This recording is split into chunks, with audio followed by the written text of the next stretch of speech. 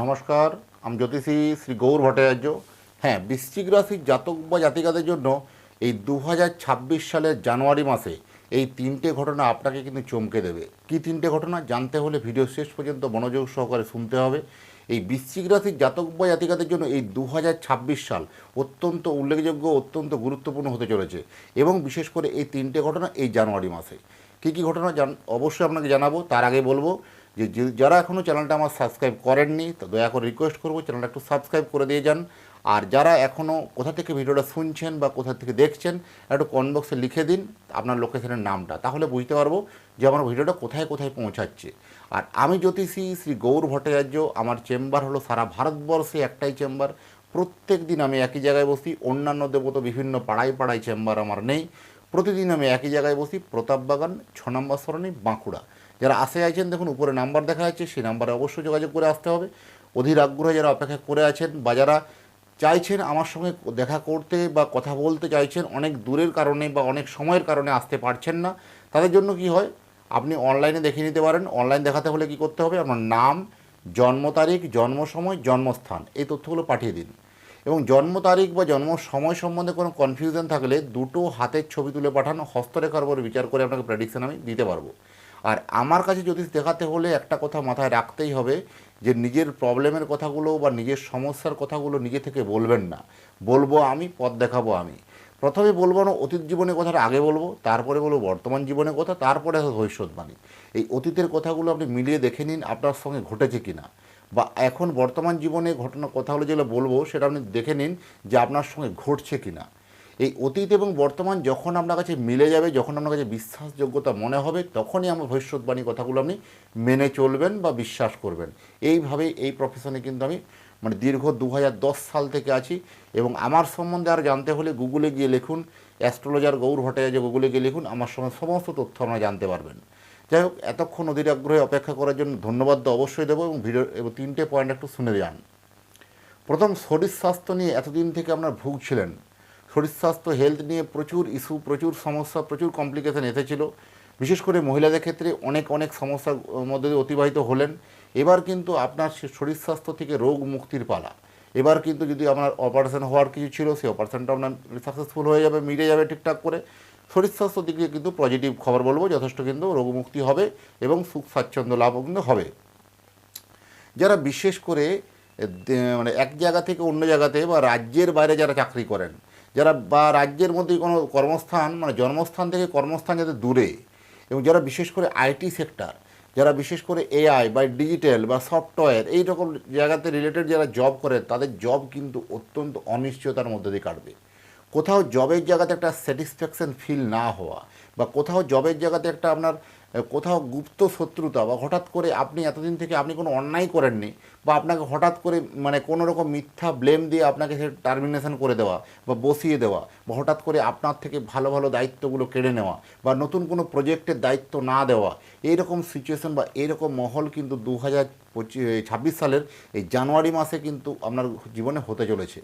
এটা আপনি মিলিয়ে দেখুন, আপনার জীবনে ঘটবে। যারা আইটি সেক্টর আছেন বিশেষ করে তাদের জীবনে এটা হবে। কারণ এখানে দেখবেন আপনার থেকে কোথাও যেন একটা অন্তরালে আপনার এগেনস্টে কোথাও একটা কলকাঠি নাড়া, বা কোথাও আপনাকে অন্তরালে রেখে আপনার এগেনস্টে কোনো একটা প্ল্যানিং করা, কোথাও জব থেকে বিতাড়িত করা, জব থেকে ছাড়িয়ে দেওয়া, জব থেকে ডিমোশন করা, জবের জায়গাতে একটা কিন্তু কমপ্লিকেশন, একটা সমস্যা তৈরি হতে পারে। সেগুলো থেকে সচেতন থাকা উচিত। তাই সেগুলোতে একটু কর্মের উপরে একটু ভরসা বা বিশ্বাস, কর্মটাকে একটু মনোযোগ সহকারে করা উচিত। বদল হওয়ার সম্ভাবনা, কর্মক্ষেত্রে বদলি বা কর্মক্ষেত্রে পদোন্নতি, একটা কিন্তু বদলিও হবার। আপনি এখন সাপোজ আপনি 100 টাকা বেতন পাচ্ছেন, সেই 100 টাকা বেতনের চাকরিটা আপনার 140 টাকা, 150 টাকা এটা ছেড়ে দিলে কিন্তু আপনি পাবেন।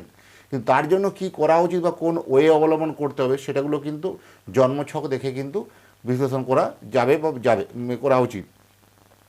যারা বিশেষ করে বিদেশে কর্ম করেন, যারা দেশের বাইরে অনেক দূরে গিয়ে যারা জব করছেন, বহুদিন থেকে দেশের বিদেশের বাইরে আছেন, বা সেইখানে কিন্তু একটা কোথাও ডকুমেন্ট রিলেটেড কোনো প্রবলেম, বা একটা মানসিক একটা হ্যারাসমেন্ট, মেন্টালি কোথাও একটা দম বন্ধ হয়ে আসার মতন পরিস্থিতি, এরকম সিচুয়েশন হতে পারে। বা কোথাও একটা রিলেটিভ কোনো আপনার ডকুমেন্ট রিলেটেড কোনো প্রবলেম হয়ে যাওয়া, বা কর্মস্থলে একটা অনিশ্চয়তা তৈরি হওয়া, হয় আপনাকে 6 মাস পরে ছাড়তে হবে, বা 1 বছর পর ছাড়তে হবে, বা 6 মাস 3 মাস পরে ছাড়তে হবে, এরকম কোনো একটা টার্মিনেশন বা টাইম পিরিয়ডের মধ্যে কোথাও একটা বাঁধা হয়ে যাওয়া, এরকম সিচুয়েশন হতে পারে। সেগুলো থেকে কিন্তু সতর্ক থাকা অবশ্যই দরকার। সিনিয়র সিটিজেনদের জন্য কিন্তু বলবো অবশ্যই কিন্তু এটা ভালো মাস, ভালো বছরের ভালো মাস। কারণ 2026 সাল যেহেতু আমরা জানি এক এক কথার মানে হলো 2+0 +2+6 =10 =1, 1+0=1। তাহলে এক হচ্ছে রবির সংখ্যা। তাহলে এই রবির সংখ্যা, রবি মানেই যে আমি রাজা বা রাজার মতো বাঁচবো এরকম ব্যাপারটা নয়। রবি হচ্ছে কি সমস্ত গ্রহদের রাজা। তাহলে সমস্ত আজকের ডেটে অনেকেই কি এটা নিয়ে একটা তর্ক বিতর্ক আছে, অনেকে দেখবেন বিভিন্ন শনি মন্দিরে অনেকে শনিকে বলে গ্রহের রাজা। তা এখানে হচ্ছে কি গ্রহরাজ শনি এই জন্য বলা হয়।